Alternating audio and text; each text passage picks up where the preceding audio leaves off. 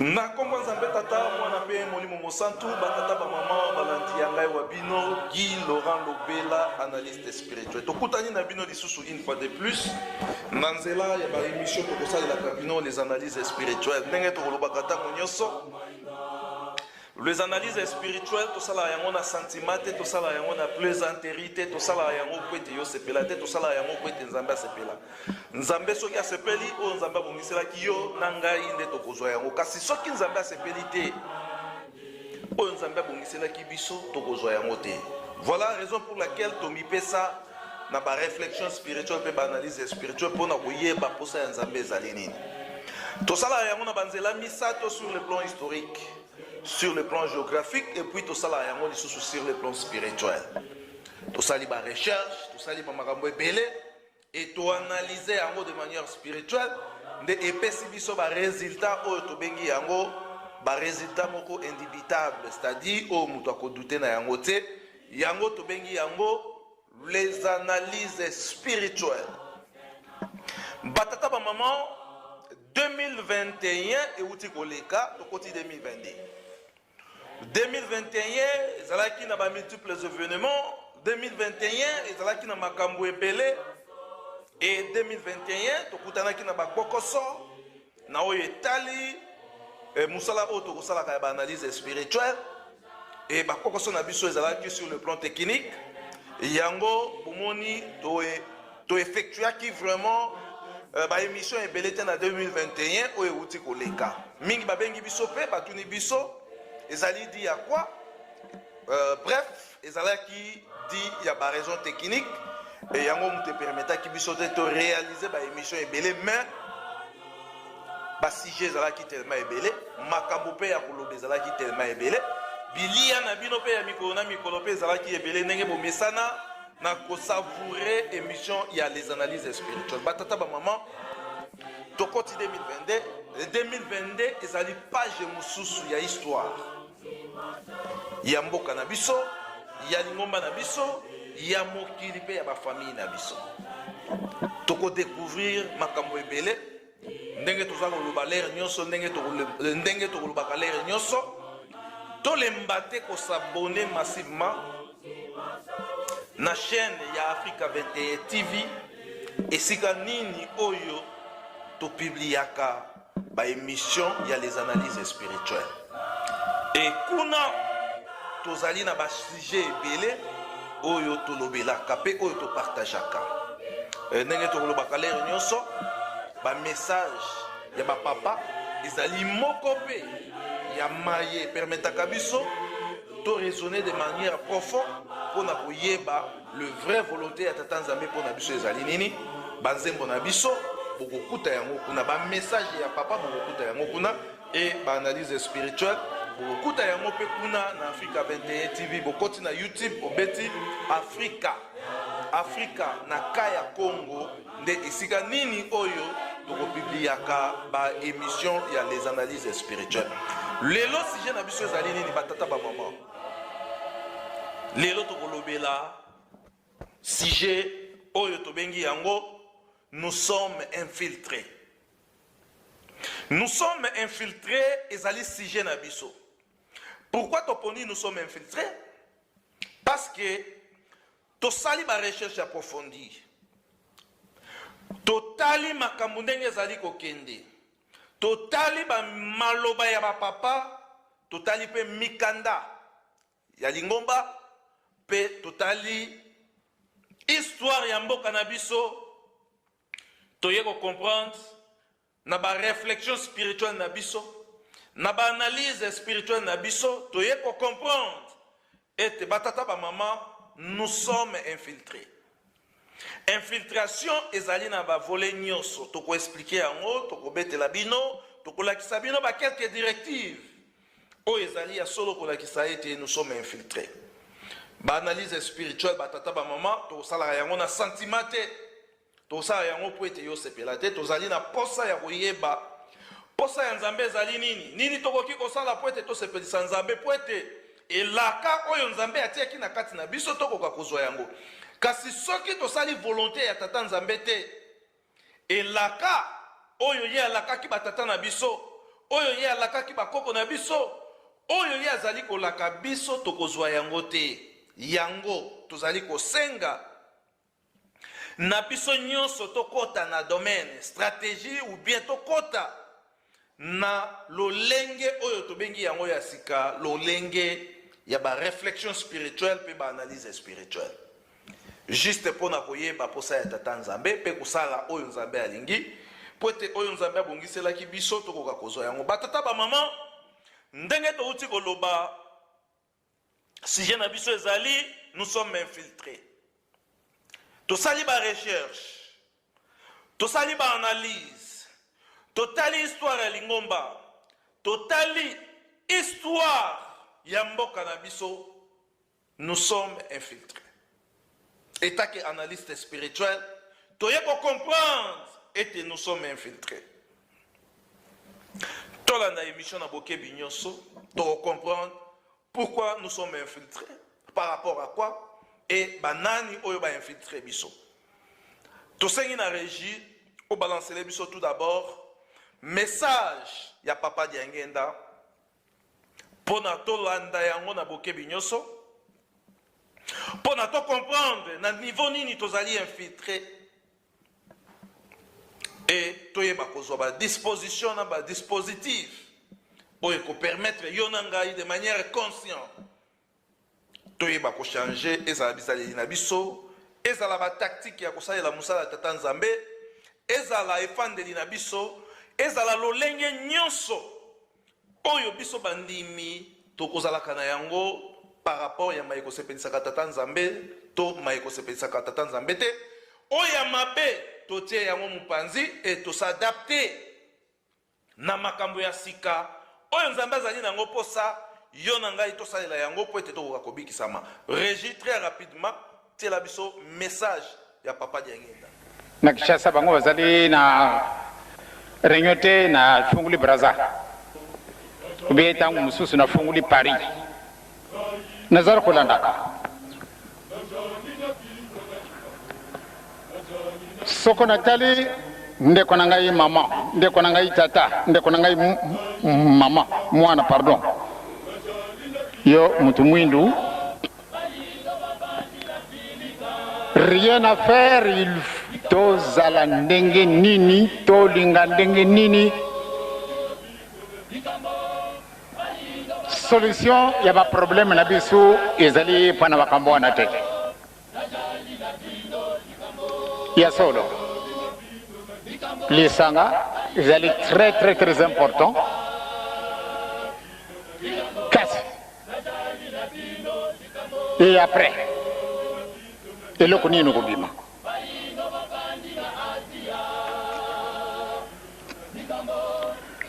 tozali na passe na kati na mokili mwa biso en particulier tozali na passe makamanso mazali na yo kasi mpate oyiba mtina na yango mwenye te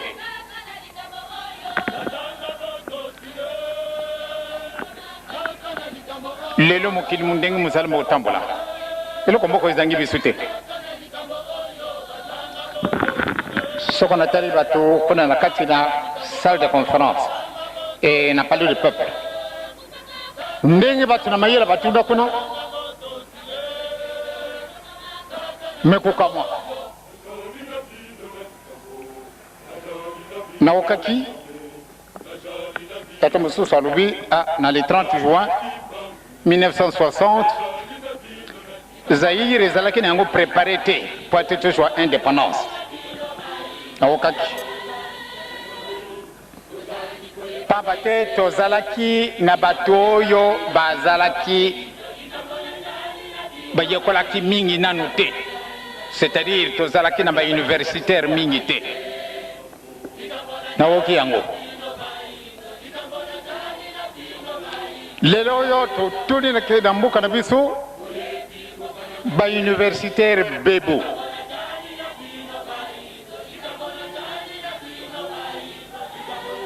soko na 60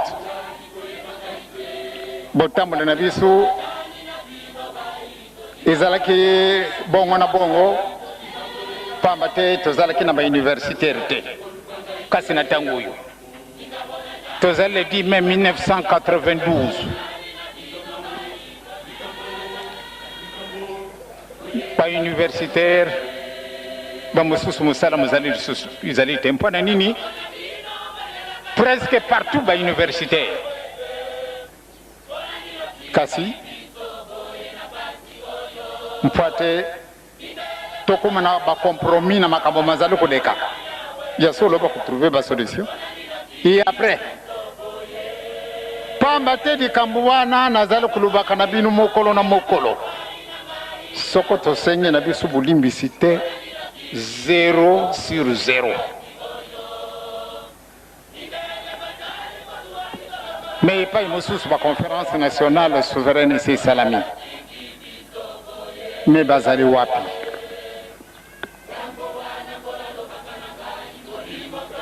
bamosusu basali na bango conférence nationale souveraine te kasi meme basala ndenge nini eloko ezangi aussi longtemps liaison spirituelle na biso ya esalami te ezali vraiment pamba mpasi na biso ekosila te meme soko bino nyonso tu bozali awa bosali université po ate botrouve solution na problème oyo ezali kosala pasi na moto mwindo ekozala te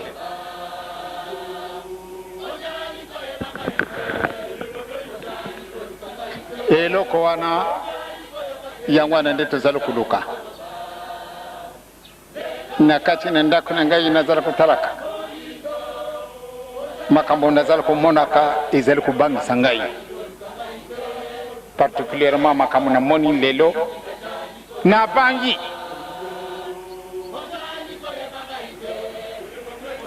pamba te basolution na problème na biso po te elongo na moto mosusu eza na yango te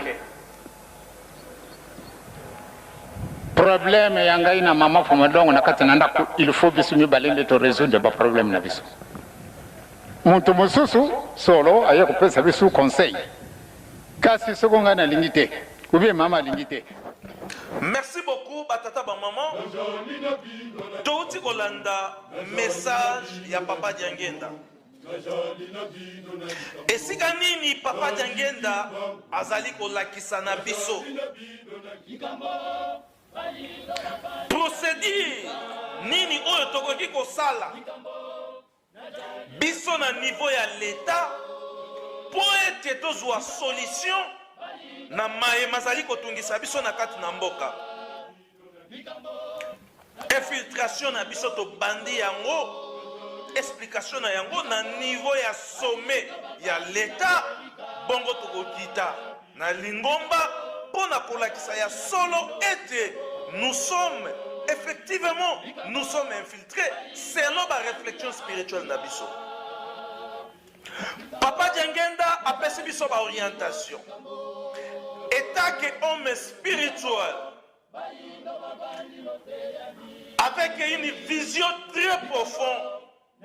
Ya ko avertir biso, ya ko lakisa biso nini esengeli na biso ko sala po ete toyeba kozwa solution na mboka na biso ya Congo pe ya Afrika mobimba. Batata ba maman, normalement Congo fallait à la grande puissance na programme ya Tata Nzambe. Normalement le Congo il faut ezala na baye bakomema innovation, baye bakomema nouvelle technologie et baye bakomema makambo ya sika na kati na mokili pamba te mboka ya Congo ezali mboka oyo Nzambe ye moko aponaki po ete ya kofanda na kati na biso. Yango bomoni apesi biso nyonso na kati na mokili na biso, apesi biso nyonso na kati na mboka na biso.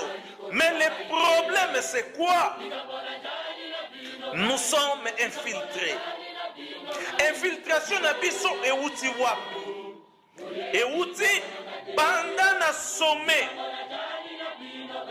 ya mboka na biso okiti na se kino epai ya biso population, nous sommes infiltrés. Pour ça, donc objectif, il y a infiltration wana ezali nini? Selon calendrier ya Nzambe, le Congo est un grand pays. Le Congo est une grande nation.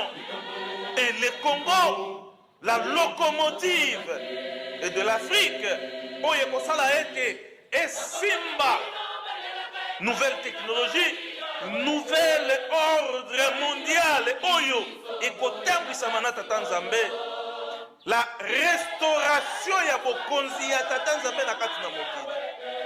Le Congo, la locomotive de l'Afrique. Voilà programme ya tata Nzambe ezali ete mboka ya Congo va diriger le monde na 4e génération oyo ezali génération na biso. Nzambe apesi biso elaka alobi ete ifo totambwisa mokili.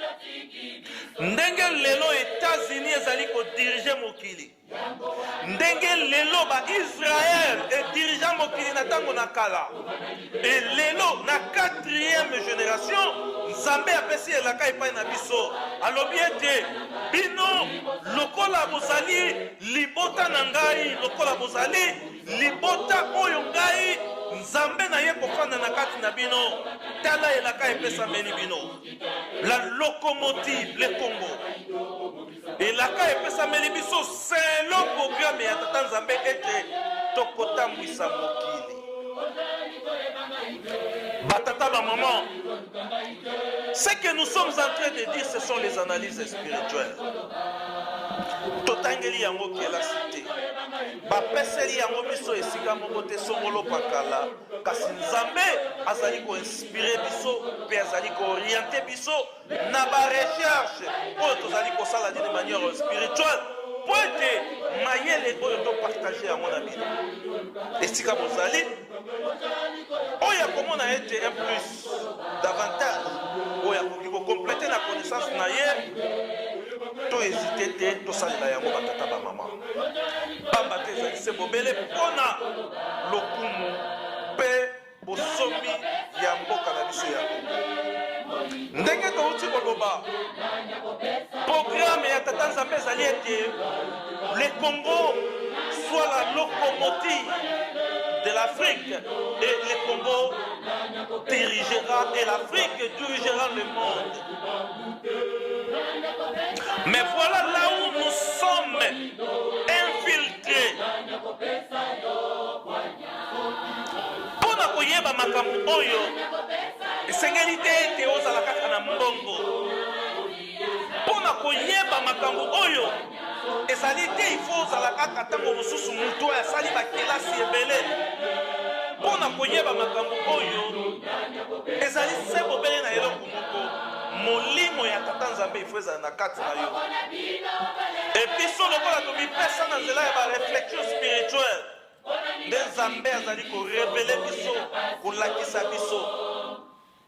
Soki mpe tokolobaka ezali te po ete tonoka kaka lokola mbula, kasi soki tokolobaka ezali po ete bino mpe bozwa mayele. Et biso mpe tozali koluka bastratégie balolenge ebele po ete tokontribue na mokili ya sika oyo Nzambe abongisi. Malgré l'infiltration, malgré nyonso oyo biso bakonzi tozali kosala po ete Kongo ekende liboso te, malgré nyonso oyo biso bakongolais tozali kosala po ete Kongo ekende liboso te, nous sommes en train de se préparer po ete moko na moko kati na biso oyo bazali na conscience ya elaka oyo Nzambe atie na kati na biso to contribution na biso ezali kaka te na oyo tokoyaka konoka ntango nyonso mpona kolakisa bino, mpona koyebisa bino, mpona kolakisa bino mai Nzambe azali kolakisa biso, kasi ezali na balolenge ebele oyo Nzambe azali kopesa biso ba orientation. Voilà ndenge touti koloba posa ya Nzambe ezali ete le Congo soit la locomotive de l'Afrique et l'Afrique dirigera le monde. Et quatrième génération ezali génération ya ngai na yo oyo toponami po ete tomemama na processus oyo ekotombola lokumu ya Congo, lokumu ya mboka na biso po ete tokoma esika wana. Papa Djange na yebisi biso boye. Notre problème, c'est un problème spirituel. Il faut se réconcilier na Tata Nzambe. Il faut senga bolimbisi. Mais tozali na basage. Tozali na bakonzi ya mboka. Tozali na batu ya mayele. Tozali na batu ya lolenge ebele. Oyo bapesameli mokumba ya koyeba kotambwisa biso. Batu wana bazali kosala eloko moko te po ete Kongo elongwa. Na monyololo oyo yango ezali na yango po ete Kongo elongwa. Na pasi oyo tozali komona po ete Kongo elongwa. Na mikakatano oyo ezingi biso. Tango bapesi yo manda, bapesi yo mokumba, bapesi yo mosala, bapesi yo responsabilité nyonso na kati na mboka. Tango ozali kosala yango ndenge esengeli te. Ozali infiltré. Tango ozali kosala yango ndenge esengeli te. Ozali infiltré. C'est-à-dire la procédure en soi oyo esengeli na biso kosala po ete totombola nkita ya Congo.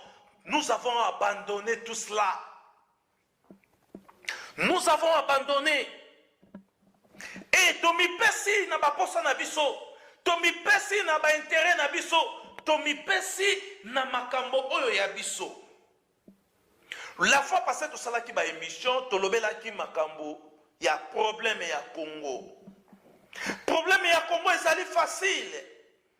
Même mutu oyo asali ba étude te lokola biso, tozali na possibilité et la capacité spirituelle ya koyeba. Voilà le problème du Congo, c'est ça. Et qu'est-ce qu'il faut faire?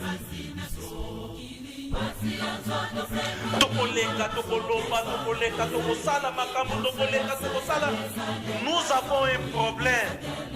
Notre problème c'est quoi? C'est ça. Notre problème c'est ça. Papa Djangenda nous a expliqué cela.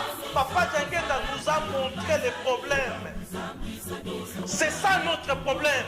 On va régler les problèmes. Un responsable, un cadre, un responsable d'une compagnie, un responsable quelque part. C'est-à-dire un responsable, un leader. Tu dois régler les problèmes. C'est-à-dire mboka na biso. Ce qui ezali ko évoluer te, ezali parce que toyebi problème oyo tozali na yango, kasi nous ne voulons pas régler les problèmes. Pourquoi tolingi ko régler les problèmes? C'est parce que nous sommes infiltrés. Le mandat qu'on nous a donné, la responsabilité qu'on nous a donnée par le peuple, nous ne voulons pas faire de la manière pour aider cette population parce que nous sommes infiltrés. Parce que nous sommes infiltrés. Mboka na biso ya Congo etondi na bato ya mayele ndenge na ndenge. Tozali kokende liboso te pona nini. Mboka na biso ya Congo etondi na banganga nzambe ndenge na ndenge. Tozali kokende liboso te pona nini. Parce que nous sommes infiltrés. Mais qu'est-ce que nous allons dire? État qu'un analyste spirituel, ndenge tolobaki tokobanda na l'état na sima ya l'état te tokoya kosuka na côté ya église. Tokolobela église kimbangisi état ke madaboda cerveau monteur ya ba église oyo ekosala po ete to accéder na indépendance spirituelle. Tokomeka pe moke kolobela ba église misusu oyo tozali na yango na kati na Afrika oyo eutaki na bamboka misusu oyo ezali koopere na mabele ya Afrika. Nini tolingi toloba pona ko clôturer na oyo etali l'état na biso. Na oyo etali bakonzi ya mboka baye bazali kotambwisa mboka ya Congo. Tokolobaka yango ntango nyonso. Mboka na biso ya Congo soki bitumba ezali kosila te, biso na bino toyebi pourquoi bitumba ezali kosila te. Mboka na biso ya Congo soki pasi ezali kosila te, biso na bino toyebi pourquoi pasi ezali kosila te. Et responsabilité epesameli biso. Ba politicien, bana na présidence, ba ministre, ba député, biso nyonso tozali na responsabilité wana. Mais toboyi koluka solution po ete Congo ekende liboso, parce que tolingi kosalela bonzoto, parce que toyebi vision ya Nzambe te, parce que toyebi programme ya tata Nzambe te mpona mboka ya Congo. Et nous voulons faire de notre propre volonté pour tout ça là, regardez, voilà là où nous sommes bloqués. Nzambe apesi biso elaka, Nzambe alakisi biso alobi bosala boye ça passe. Biso tolobi te tokosala lolenge wana te, tokosala lolenge oyo biso tosali tobongisi. Petaki analyse spirituelle conseil na ngai ezali boye. Bakonzi ya mboka totala mboka ya Congo ezali na passe. Problème na biso ezali nini? Peuple azali kolia te, peuple azali na difficulté, bitumba ezali kosila te, makambo ezali tellement ebele oyo peuple azali kosubir. Biso tozali bakonzi, ba président, ba ministre, ba député, ba cadre nyonso ya mboka na biso. Soki tozali ko réussir koluka procédure oyo tokoki kosilisa pasi ya mboka ya Congo te, yango bayebisi biso ete nous sommes infiltrés. Donc si vous avez une responsabilité et que vous n'arrivez pas à faire votre tâche ou à jouer votre rôle pour être passe na Congo ici là, pour être nzala na Congo ici là, pour être bitumba ya Congo ici là, nous sommes infiltrés. Même na sommet ya mboka. Tofandi tosali ba analyse spirituelle. Totali ndenge mboka ya Congo ezali kokende. Totali ndenge ba politicien bazali koleka. Chaque fois na ba chaîne de télévision pour na kosala ba débat. Totali ndenge peuple azali kolela. Totali ndenge bitumba ezali kosila te na kati na mboka na biso. Totali responsabilité na confiance. Oyo peuple apesi ye totali passe ya population. Totali problème ya Congo. Tosali ba réflexion spirituelle. Tosali ba analyse spirituelle. Nous avons compris quelque chose. Mais c'est quelque chose que nous avons compris. Ndeto lobi boyo. État qu'analyste spirituel, état qu'un analyste spirituel, les jours où le peuple congolais a koyeba été souffrance na ye, malheur na ye, pasi oyo ezali komona ezali di ya bakonzi to ba politiciens oyo batambwisaka biso, juste des politiciens. Soki biloko ezali te na mboka na biso ezali ba politique. Soki bitumba ezali kosila te na mboka na biso ezali ba politique. Soki pasi ya mboka na biso ezali ko persister ezali ba politique. Donc le jour où le peuple congolais a ko découvrir en âme et conscient que passe na biso, malheur na biso, ba douleur na biso, maenyoso tozali ko subir ezali di ya ba politicien na biso. C'est-à-dire ba contrat na bango, ba accord na bango, ba deal na bango, ba makambo na bango nyonso, mutema mabe na bango, makambo nyonso oyo bazali kosala yango emeli biso passe o classe politique na Congo ekozala lisusu te. Mutu oyo akozala na posa ya kosala lisusu politique ya kozala te. Pourquoi? Parce que nous avons détecté selon la réflexion spirituelle na biso ete notre malheur, notre souffrance, notre douleur, notre Donc, je ne sais pas quoi dire. Tous les maux que les peuples congolais sont en train de subir. Et les jours-là, on dira fin à la politique. Et beaucoup de politiciens vont fuir, vont traverser même bamaï autres ali comme on nzinga nzinga ba rivière ya ndenge na ndenge pour aller s'installer ailleurs. Pourquoi? Parce que le peuple congolais a souffert tant et belé. Batata ba maman ndenge to uti koloba wana ezalaki parti ya politique oyo tozalaki na posa ya kosala selon ba réflexion spirituelle na biso parce que to fandi totali na mosika totali to analyser de manière d'une autre et to landi archive et historique ya mboka na biso to comprendre que non, nous sommes infiltrés jusqu'au sommet de l'État selon ma réflexion spirituelle. Et nous avons tant des exemples que toki ko pesa oyo mutu akoki anoke jamais ko confondre biso que nous sommes infiltrés.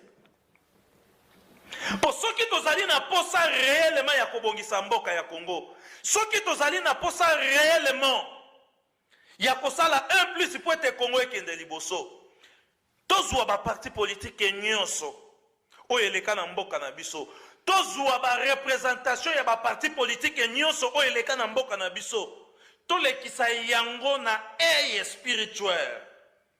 Tokomona ete parmi bango nyonso mutu azali na posa ya kobongisa Congo azali te.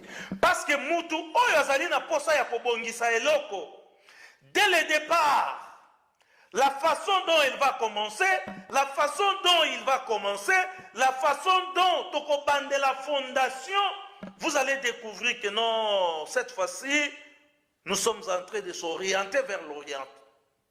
Et cette fois-ci, nous sommes en train de s'orienter vers l'horizon. Topesi exemple typique. Pona otonga ndaku, esenga la fondation. Déjà fondation, ce que vous avez malamu te, muto ayebi kotonga koya oyebisa non. Fondation oyo ndaku ekoumela te kokweya. Tango toyebi pasi ya Congo. Fondation ni tozali kosala. Pour te promettre na ba peuple congolais à venir ya Congo. Pour te promettre na peuple congolais à venir meilleur. Toleki wana batata ba mama tokoti na phase ya église. Nous avons déjà parlé plusieurs fois na église, nous sommes infiltrés. Déjà infiltration na biso et bandaki na niveau ya libanda. Beaucoup de pasteurs, beaucoup des hommes de Dieu, autozalaki na bango na Congo, ils étaient fake. Bazalaki ba fake. Selon l'analyse spirituelle. Il y en a beaucoup. Toye pona aussi.